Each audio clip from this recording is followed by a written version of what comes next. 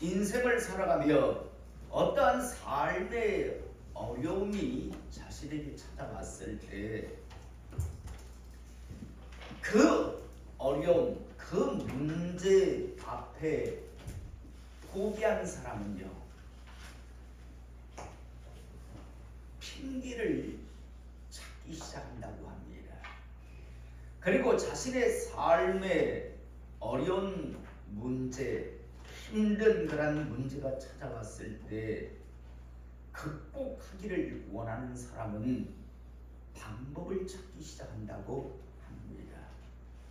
사랑하는 성도 여러분, 저는 2023년을 하나님의 사람으로 살아가시면서 1년 동안 핑계를 찾는 사람들이 아니라 하나님의 사람으로 돌파하기 위한, 살기 위한 방법을 찾는 하나님의 사람 되시기를 이 시간 축복합니다. 단 한 사람도 핑계를 찾는 사람 아니라 방법을 찾는 그런 인생이 되기를, 그래서 삶의 어려운 문제들을 극복하며 하나님의 사람으로서 이제 2023년 살아가기를 다시 한번 축복합니다. 연말 연시가 되면요, 우리나라 경찰은 매년 각종 매스컴을 통해서 연말 연시 음주운전 집중 단속을 하겠다라고 미리 예고를 합니다. 그런데 매년 이렇게 각종 매스컴을 통해서 음주운전 집중 단속을 연말 연시에 시행하겠다라고 예고를 함에도 불구하고 연말 연시가 되면요, 술을 먹고 음주운전을 하다 음주 단속에 걸려 처벌을 받는 사람들이 굉장히 많이 있습니다. 또 우리나라 하천 곳곳에는요, 수영 금지라고 하는 팻말을 사람들이 잘 보이는 곳에 크게, 그것도 더 잘 보이라고 빨간 글씨, 붉은 글씨로 적어서 세워 놓았음에도 불구하고요, 매년 다른 것도 아니고요, 수영 금지라고 세워 놓은 그 팻말 아래서요, 수영을 하다가 물에 빠져서 죽는 사람들이 참 많이 있다고 합니다.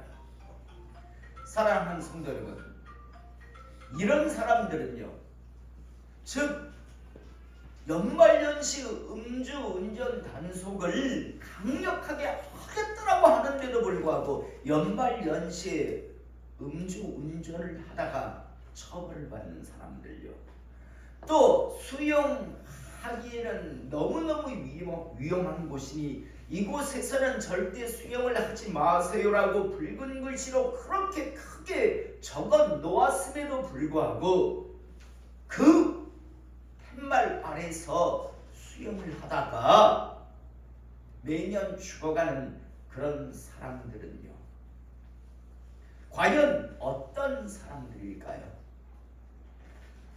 귀에 장애가 있어서 들을 수 없는 사람들이기 때문에 듣질 못해서 그렇게 적발을 당하고 물에 빠져 죽는 걸까요?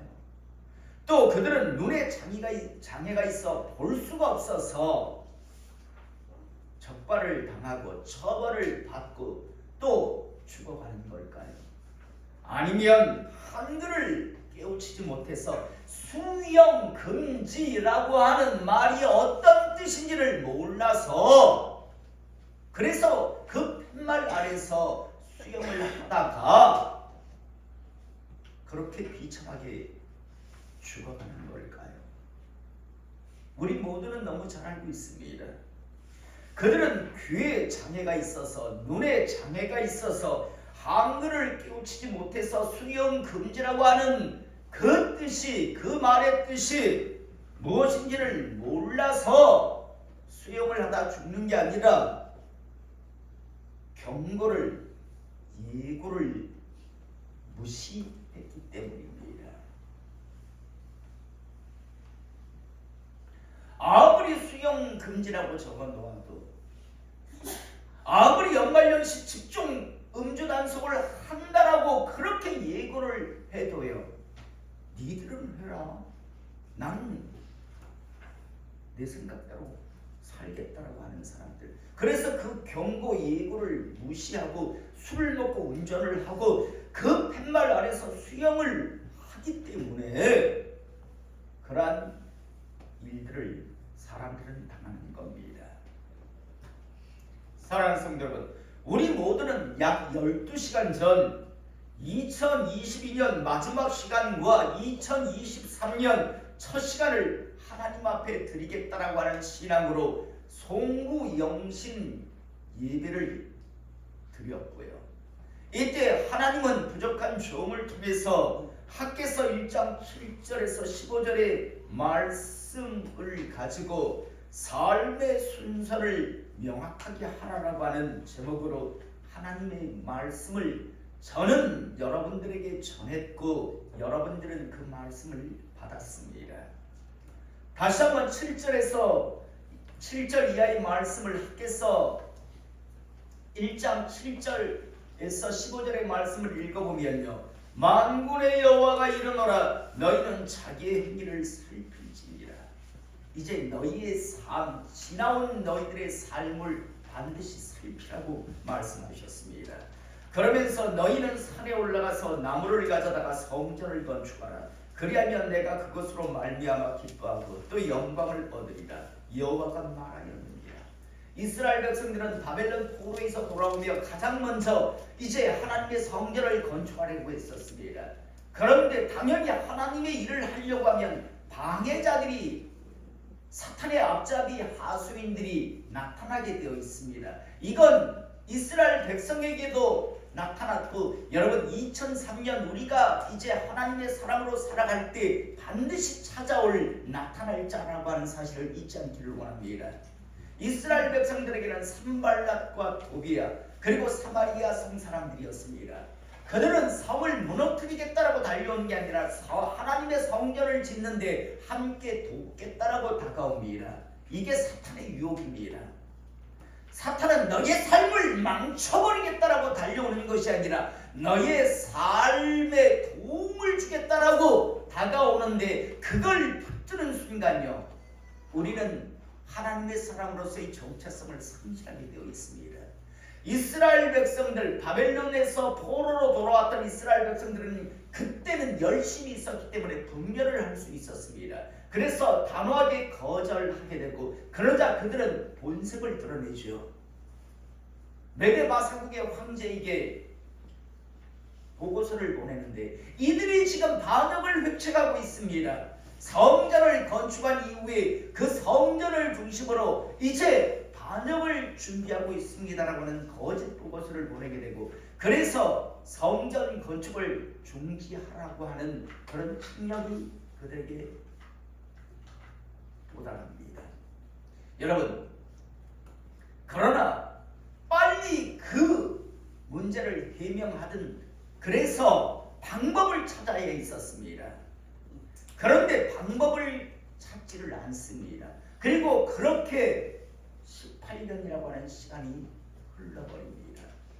그리고 그 18년의 시간 동안 이스라엘 백성들은 하나님의 성전, 하나님의 일을 뒤로 한 채 자신들의 일을 먼저 하기 시작했고, 그러면서 마음속에는 물론 부담감이 있었을 겁니다. 이래서는 안 되는데, 이건 잘못된 건데 라고 생각은 했겠지만 스스로를 속이면서요, 언젠가 이제 잘 되면, 좀 여유가 되면 그때 열심히 하고 하나님의 일을 하고, 지금은 이 일을, 내 일을 하겠다라는 그런 스스로를 속이면서요 18년이라고 하는 18년의 시간을 보내고 있었습니다.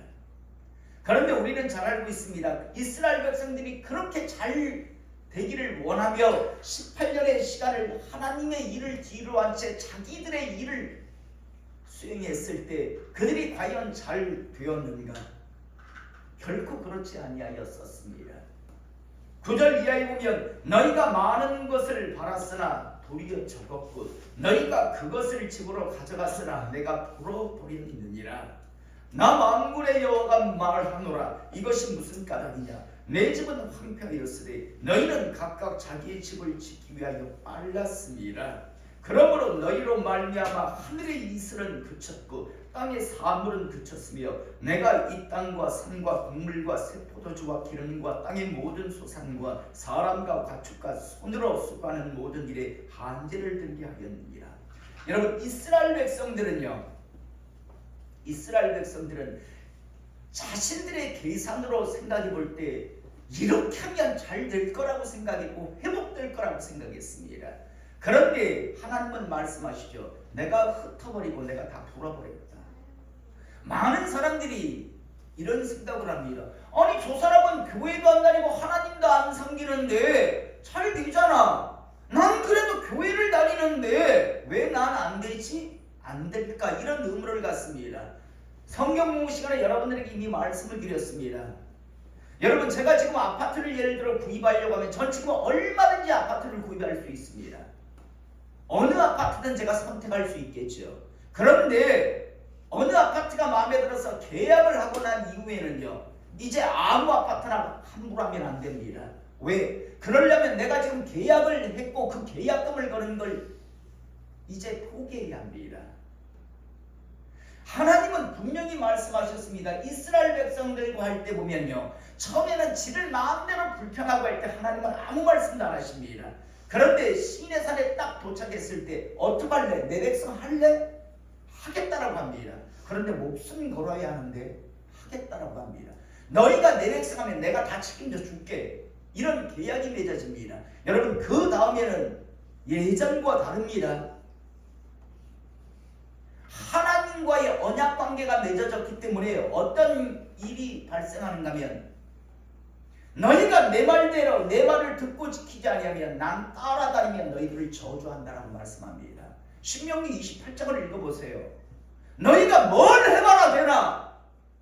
너희들은 나하고 계약을 맺었다. 언약을 맺었다. 나는 충실하게 너희들을 책임질 수 있다. 대신 너희들도 내 말에 순종해라. 그런데 내 말을 듣고 지키지 않으면 난 따라다니면 너희들을 저주하겠다라고 성경은 분명히 말씀하고 있습니다. 여러분, 여러분들은 이미 세례를 받고요, 하나님과의 계약을 맺었습니다. 여러분들이 하나님의 말씀을 듣고 지켜 행하지 아니하면 여러분들은 뭘 해도 안 되는 존재들입니다. 절대 회복이 안 되는 존재들입니다. 이스라엘 백성들, 하나님의 일을 뒤로 한 채 자기를 먼저 앞세웠습니다. 계산으로는 분명히 남는 장사였고 분명히 잘 되어야 하는데, 그런데 손에 잡는 게 없어요. 집에 가져갈 게 없어요. 왜? 하나님이 다 불어버렸기 때문에, 다 흩어버렸다라고 말씀합니다. 직접 말씀하십니다. 내가 그랬다. 내가 그렇게 했다라고 말씀합니다. 그러면 하나님께서 이후에 말씀하시죠. 내 일을 먼저 하라고요. 우선순위를 제대로 하라고요. 그런데 이스라엘 백성들은요, 그 학기를 통하여 주신 하나님의 말씀을 듣고 그들은 마음을 돌이킵니다. 그래서 우선순위를 제대로 정립합니다. 그래서 이제 하나님을 경외하며 이제 하나님의 성전을 먼저, 하나님의 일을 먼저 하려고 하자 하나님께서는 학계 선지자를 통해서 이렇게 말씀하시죠. 내가 너희와 함께 하노라. 이제는 내가 너희와 함께 하겠다고. 내가 너희의 삶을 지지하며 보증하며 이제는 흩어버리고 불어버리는 것이 아니라 내가 이제 너희들에게 축복하겠다라고 하시는 말씀을 주십니다.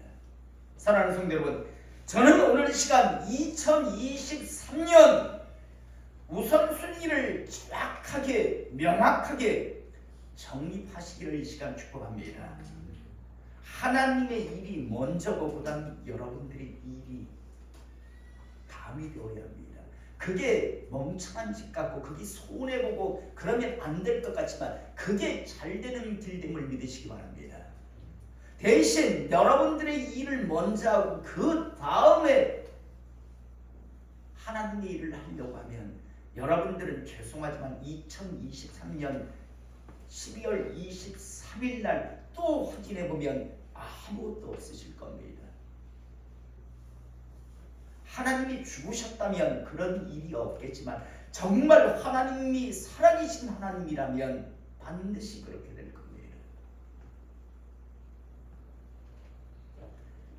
저는 다시 한번 2023년 우선순위를 제대로 분명하게 정립하심을 통해서 이제는 하나님으로부터 축복받는 은혜를 받아 누리는 하나님의 사람 되시기를 이 시간 축복합니다. 저는요 약 12시간 전 하나님의 말씀을 받아서 가감없이 이 말씀을 그대로 여러분들에게 전했습니다. 저는 그 말씀을 제대로 전하지 않냐면 제가 하나님으로부터 화를 입을 겁니다. 그래서 전 전했습니다. 여러분들은 받았습니다. 들었습니다. 그런데요, 저는 하나님의 사람으로 말씀을 전하는 자로서 말씀을 전하면서 항상 제 마음속에는요 두려움이 근심 염려가 되는 것이 하나 있습니다.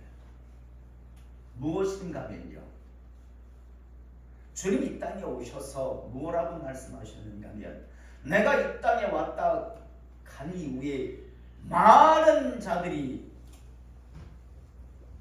하나님의 말씀을 듣기는 들을 것이다. 그런데 듣는다고 다 하나님으로부터 많은 열매를 거둔 그런 사람이 되는 것은 아니다라고 말씀합니다. 그냥 나오는 말씀대로 하면 100%라면 75%, 100명이 하나님의 말씀을 듣는다면 75명은 그 말씀에 어떤 축복도 누리지 못할 것이다. 열매를 받아 누리지 못할 것이다. 라고 말씀합니다. 말씀을 안 듣는 게 아니라 말씀을 분명히 들을 거다. 그런데 4분의 3의 사람들은 각양의 모습을 통해서 그 말씀이 그 사람에게 축복이 되지 아니할 것이다 라고 말씀을 하셨기 때문입니다.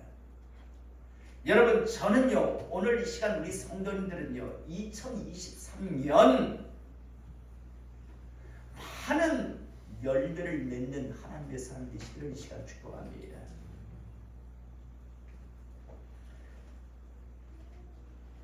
오늘 우리가 읽은 본문 말씀 바로 주님이 이 땅에 오셔서 하신 말씀입니다. 오늘 14절의 말씀을 보면 뿌리는 자는 말씀을 뿌리는 것이라. 한마디로 말해서 이제 하나님은 자신의 종들을 통해서 말씀을 뿌리십니다. 전하게 하십니다. 선포케 하십니다. 여러분, 목사는 여러분들을 설득하려고 하는 사람이 아니라 하나님의 말씀을 선포하는 사람들입니다. 다시 말해서 지금 씨를, 하나님의 말씀의 씨를 지금 여러분들에게 뿌립니다. 우리는 2023년에 말씀에 지금 뿌림을 받았습니다. 그런데 똑같이 2023년 똑같은 자리에 앉아서 하나님의 말씀의 뿌림을 받았지만, 그런데 모든 사람이 다 저는 100배의 열매를 거두면 좋겠는데, 그런데 우려가 되고 근심이 되는 이유는 무엇인가? 15절에 보면 말씀이 길가에 뿌려졌다는 것은 이들을 가리킴이 곧 말씀을 들을 때 사탄이 즉시 와서 그들에게 뿌려진 말씀을 빼앗는 것이요. 말씀을 듣기는 듣는데요, 사탄에게 말씀을 빼앗기는 사람들이 있을 것이다 라고 주님께서 말씀합니다. 여러분, 말씀을 듣기는 듣습니다. 그런데 말씀 자체가요 그 마음판에 들어가질 않습니다. 왜냐하면 너무 오랜 시간, 아니 하나님의 말씀을 들을 마음 자체가 없기 때문에, 그래서 마치 콘크리트보다 아스팔트보다도 더 단단한 돌덩이 같은 길가와 같은 마음밭이 된 그런 사람들이 있어서 말씀이 떨어지는데 다 튕겨버리는 사람들요. 다시 말해서 단 한 시간도 그 말씀을 자기 것으로 만들지 못하는 사람들이 있을 것이다 라고 말씀하십니다. 여러분, 그런데 안타까운 건 교회마다 이런 사람들이 참 많습니다. 예배당을 나가기 전에 이미 말씀을 사탄에게 다 빼앗겨버린 사람, 마음속에 단 한 번도 그래 내가 요번에는 하나님의 말씀의 우선순위를 가지고 하나님 성김의 우선순위를 가지고 내가 2023년 하나님의 복을 받으리라는 마음 자체조차 갖지 못하는 사람이요, 그냥 하는 말이고 나는 내대로 살겠노라고 생각하는 사람이 바로 이 부류에 속하는 사람입니다. 주님은 이런 사람이 있을 것이다라고 한 시간도 그 말씀을 가지지 못하는 그런 사람이 있을 것이다라고 말씀합니다. 제가 쉽게 이해를 하기 위해서 한 시간을 지금 말씀하는 겁니다. 또 두 번째로 16절에 또 이와 같이 돌밭에 뿌려졌다는 것은 이들을 가리키니 곧 말씀을 들을 때 즉시 기쁨으로 받으라. 할렐루야, 맞습니다, 내가 천국을 받아야죠 라고 기쁨으로 받습니다. 말씀을 받을 때는. 그런데 그 속에 뿌리가 없어 잠깐 견디다가 말씀으로 인하여 환난이나 박해가 일어날 때에는 넘어지는 자요. 하나님의 섬김에 있어서 우선순위를 정확하게 알아 1월을 못 넘기는 사람들이요. 그래, 복은 받고 싶죠. 그래, 내가 2023년 복을 받아야 되겠다 라고 생각을 합니다. 그래, 나도 한번 복 받아보자 라는 생각을 하는데 조금만 뭐 어려운 일이 생기고 힘든 일이 생기면 하나님은 무슨 개뿔이 하나님, 주의 일을 무슨 내일 하고 해야지. 그래서 한 달을 채 못 넘기는 사람들이 있을 것이다라고. 말씀을 받지만 한 달을 채 못 넘기고 결국에 무너져가는 사람이 있을 것이다라는 그런 말씀이죠.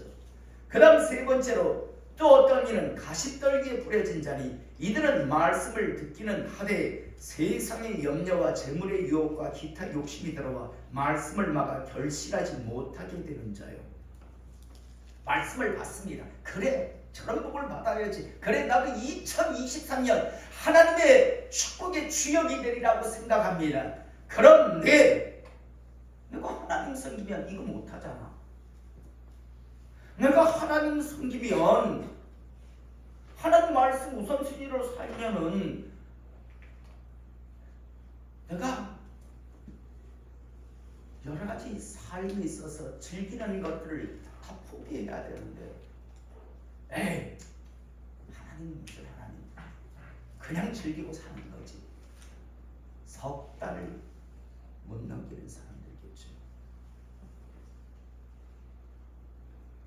처음에는 그렇게 해야 되겠다는 생각을 합니다. 그런데 하나님의 사랑은 무슨 재미도 없는 것 같아요.